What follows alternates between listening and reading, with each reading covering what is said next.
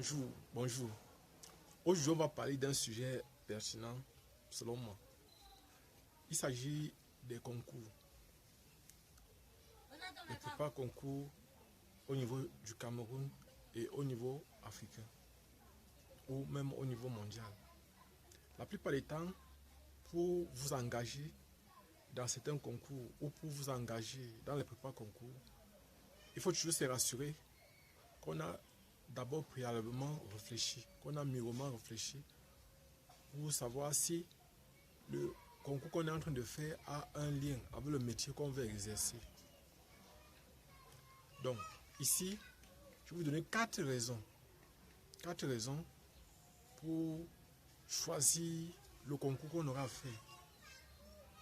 Je vais commencer par le début, dans un premier temps, à dire que la première raison, c'est que vous devez choisir un concours qui a trait à votre futur emploi. C'est vrai que beaucoup de personnes me diront que aujourd'hui on ne choisit plus, on subit. C'est-à-dire qu'on n'a plus la possibilité de choisir parce que aujourd'hui on ne sait pas le caillou qui tue l'oiseau. Mais moi personnellement, je ne peux pas conseiller, je ne peux pas encourager les gens dans ce type de sujet. Je ne peux pas, dans cet ordre d'idées, je ne peux pas encourager qui que ce soit. Parce que même si c'est difficile n'importe comment, vous avez le droit de choisir votre futur métier. Vous avez le droit de choisir ce que vous aurez à faire dans votre avenir. Il faut être stratégique. Il faut être stratégique. Et personnellement, c'est pour vous donner un conseil, vous dirais, organisez-vous et préparez-vous. Ça, c'était la première raison. Choisir en fonction de votre futur emploi. Je vais prendre un exemple simple. Vous voulez être ingénieur en génie civil. Alors, vous faites un concours, soit pour entrer dans les écoles nationales supérieures polytechniques, soit à l'école de travaux publics. Donc, voilà les concours au niveau du Cameroun que vous pouvez faire. Vous pouvez aussi entrer vous pouvez aller faire un BTS. Après ça, chercher à avoir une licence professionnelle et bien après aussi chercher à avoir, par exemple, un Master Pro. Là, ça rentre toujours dans la notion d'ingénierie. Parce qu'un Master Pro est équivalent à une licence, à un diplôme d'ingénieur. Donc voilà, par exemple. Donc, personnellement, je ne peux pas vous encourager à faire comme d'autres personnes. C'est-à-dire que vous subissez. Je ne peux pas vous encourager à dire, je ne peux pas vous dire de subir, non. Choisissez ce que vous voulez faire. En ce qui concerne les moyens c'est un petit problème. Je vais te dire, quand ça ne va pas, sacrifiez une année, cherchez l'argent et choisissez la meilleure école dans laquelle vous voulez partir. Depuis un certain temps, nous faisons des vidéos où on vous parle, par exemple, de voyager, par exemple, pour aller au Canada, par exemple, pour fréquenter, pour aller faire vos études au Canada, pour aller faire vos études. Si au niveau de votre pays, du Cameroun, du Gabon, de la Côte d'Ivoire, du Sénégal, de l'Algérie, du Maroc, de l'Égypte, si vous n'avez pas la possibilité d'aller, par exemple, dans ces universités, dans les universités étrangères, si vous n'avez pas la possibilité de fréquenter au niveau local, je vous conseillerais de chercher à aller dans ces universités à l'étranger. C'est bien possible. Personne n'est venu accompagner l'autre sur la terre. Deuxième raison, vous devez choisir votre métier en fonction de ce que vous aimez faire. C'est-à-dire que quoi? Si, par exemple, j'aime enseigner, si j'aime corriger les feuilles, alors je sais que mon futur métier doit être l'enseignement. Si chaque fois que j'explique quelque chose, les gens comprennent vite, les gens comprennent mieux, et que j'ai une facilité à corriger les feuilles, j'ai une facilité à expliquer les choses aux autres, j'ai une facilité à comprendre, alors il doit savoir que 90% de chances penchent pour que je sois enseignant. Ça peut être enseignant dans le primaire, ça peut être enseignant dans le secondaire, ça peut être enseignant dans le supérieur, c'est-à-dire à l'université. Donc, vous devez choisir votre futur métier en fonction de vos aspirations, de ce que vous aimez faire.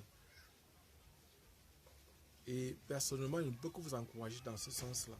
C'est-à-dire que vous ne devez pas choisir comme si vous subissiez seulement. Vous ne devez pas choisir comme si vous étiez en train de subir. Personnellement, je suis contre le fait que des personnes me disent constamment qu'elles sont obligé de subir. Je suis contre ça.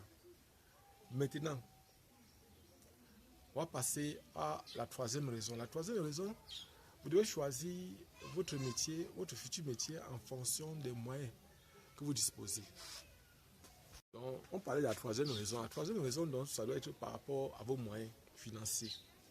C'est-à-dire, vous ne pouvez pas choisir une école où on paye peut-être 500 000 francs et que vos parents ne peuvent pas payer. Vous devez choisir votre futur métier en fonction des moyens que possèdent vos parents, en fonction des moyens que vous disposez. C'est pour ça que je dis, si ça ne va pas, vous choisissez, vous subissez de perdre une année ou 2 années à chercher l'argent afin de revenir faire dans le métier. C'est-à-dire venir vous inscrire, parce que là, vous avez les moyens pour pouvoir fréquenter, pour pouvoir financer facilement vos études. Donc, pardon. Personnellement, il peut que vous encourager dans ce sens-là. C'est-à-dire, vous ne pouvez pas fréquenter au-delà, vous ne pouvez pas utiliser les moyens que vos parents n'en ont pas. Vous devez travailler en fonction des moyens que vos parents disposent. C'est-à-dire, je vois des personnes, par exemple, faire le concours d'école de travaux. L'école de travaux, c'est dans les 240 quelque chose de mille. Donc, si, par exemple, vous savez que vous devez vous informer donc, par rapport au coût. Vous ne pouvez pas, par exemple, réussir la fac médecine de l'UDM ou les facs médecine privées, où on paye par exemple entre 1 million et 1,5 million francs CFA. Et pensez que vous allez mettre vos parents au pied du mur. Non. Il faut leur demander à l'avance s'ils auront les moyens pour pouvoir financer vos études. Vous ne pouvez pas, par exemple, dans une maison, vous êtes 5 ou 10. Vous êtes 10 enfants à la maison et que vous réussissez un concours comme l'école de poste de télécommunications, où on paye 525 000 francs CFA par an. Et estimez que, par exemple, au niveau de la rentrée, vos parents ils vont s'endetter pour pouvoir payer vos études. Non. Il faut vous renseigner auprès de vos parents pour savoir, est-ce que, par exemple, les moyens qu'ils disposent peuvent leur permettre. Est-ce que vous pouvez faire ce concours-là? Parce que vous devez faire en fonction des moyens que vos parents disposent. Vous devez faire en fonction des moyens que vous avez. Vous ne pouvez pas aller faire un concours alors que vous savez que vous n'avez pas suffisamment les moyens pour pouvoir payer. Et que ce n'est pas la première année. Parce que vous savez que un concours, par exemple, je prends un exemple. Vous prenez l'école de poste. En fait, c'est 3 ans. L'école de poste de télécommunication, on a tout niveau bac. Bac A, bac C, bac D, bac... Bon, en fait, la plupart des bacs entrent. Maintenant, c'est 525 000 chaque année. Oh, maintenant, si, par exemple, vos parents peuvent payer la première année, la deuxième année, la troisième année, la quatrième année, comment vont-ils faire pour pouvoir payer? Même si avec les facs médecine, il y a des parents qui payent 3 ans et puis ils s'essoufflent. Moi, je pense que la meilleure des choses serait peut-être pour eux, pour ces parents-là, n'est-ce pas, de prendre cet argent qui pouvait vous payer, de vous demander d'attendre, d'investir par exemple cet argent-là dans peut-être du manioc. Agriculture, ils font, qui peuvent faire dans peut-être même 2 à 3 hectares de manioc. À la fin, ils peuvent transformer ce manioc-là soit en couscous, en farine, soit en tapioca. Et à la fin, s'ils ont fait 2 hectares, ils ne peuvent pas manquer leurs 10 à 15 millions. Et là, maintenant, ils peuvent aller à la banque stocker cet argent-là. Et chaque année, ils savent qu'ils peuvent mettre à votre disposition 2 millions.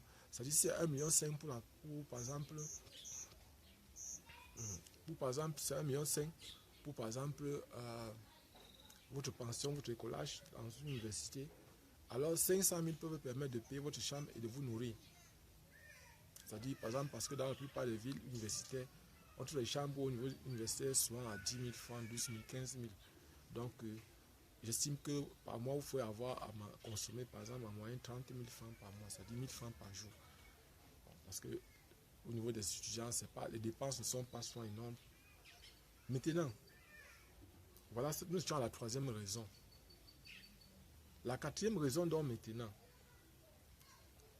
c'est que vous devez être sûr que, par exemple, vous allez supporter le climat de cette région-là, où il y a l'école dans laquelle vous voulez fréquenter. Vous devez être sûr que vous pouvez supporter le climat. C'est-à-dire vous devez vous renseigner sur le climat qu'il y a dans la région où vous allez aller faire vos votre formation. C'est-à-dire, je vais prendre un exemple simple. Pour une personne qui est asthmatique, ou qui a souvent des problèmes, qui est sensible au froid et au chaud, je ne peux pas conseiller à une telle personne, par exemple, d'aller dans les régions du nord ou dans les régions de l'ouest faire ses études. Pourquoi? Parce qu'il y a un extrême froid, soit dans la région de l'ouest, et l'extrême froid aussi dans la région du nord, et extrême chaleur dans la région du nord. Donc, et les personnes qui sont malades, qui sont parfois asthmatiques, ne peuvent pas parfois supporter ces changements de climat, ces variations de climat. Donc, personnellement, si je pourrais vous donner un conseil, je vous dirais, pour ma part, de chercher à regrouper le maximum d'informations sur le lieu où vous allez faire le concours, d'informer vos parents sur les coûts, de vous renseigner, d'informer vos parents sur les coûts de formation, c'est-à-dire, par exemple, combien on paye la pension, combien on paye le collage dans l'école dans laquelle vous voulez fréquenter, de vous renseigner le maximum possible sur les opportunités qui s'offrent à vous. On continue. Et je vous disais donc tantôt de vous informer, d'avoir le maximum possible d'informations sur l'école dans laquelle vous allez fréquenter, c'est-à-dire avoir l'information sur le coût, combien il faut payer, avoir les informations. Je vais vous raconter une petite anecdote. Les personnes sont venues dans notre groupe de prépa concours, elles ont réussi Polytechnique, elles ont choisi, parce qu'à la Polytechnique de Yaoundé, par exemple, et de Douala, il y a ce qu'on appelle actuellement les sciences de l'ingénieur, et il y a aussi les ingénieurs. Donc, il y a ingénieur, il y a les sciences de l'ingénieur. C'est deux filières totalement différentes. Et la plupart des temps, avant de choisir une de ces filières, il faut vous renseigner le maximum possible. Les sciences de l'ingénieur, ils ont une seule épreuve de maths, une seule épreuve de physique. Le premier jour, c'est fini. Alors que les ingénieurs font 2 jours, c'est-à-dire une épreuve de maths, une épreuve de physique le premier jour, une épreuve de maths, une épreuve de physique le deuxième jour. Donc voilà par exemple, abonnez-vous. Pour ceux qui ne me connaissent pas, je suis Job Kamdem du groupe de répétition NABL à Yaoundé au Cameroun. Et nous faisons dans les prépas concours. On encourage aussi les gens dans l'entrepreneuriat. Et personnellement, je ne peux que vous encourager de vous organiser et de travailler de façon organisée. Quelqu'un m'a demandé comment on fait pour réussir à un concours au niveau du Cameroun ou au niveau africain.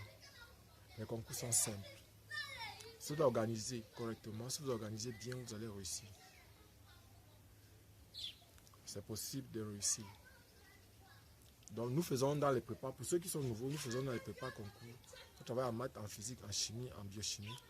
Nous faisons aussi, pour ceux qui ont besoin d'aide en informatique, on pourra aussi vous aider.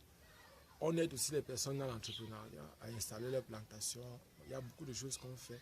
On est aussi dans l'entrepreneuriat apicole. Abonnez-vous, partagez le maximum possible. À la prochaine.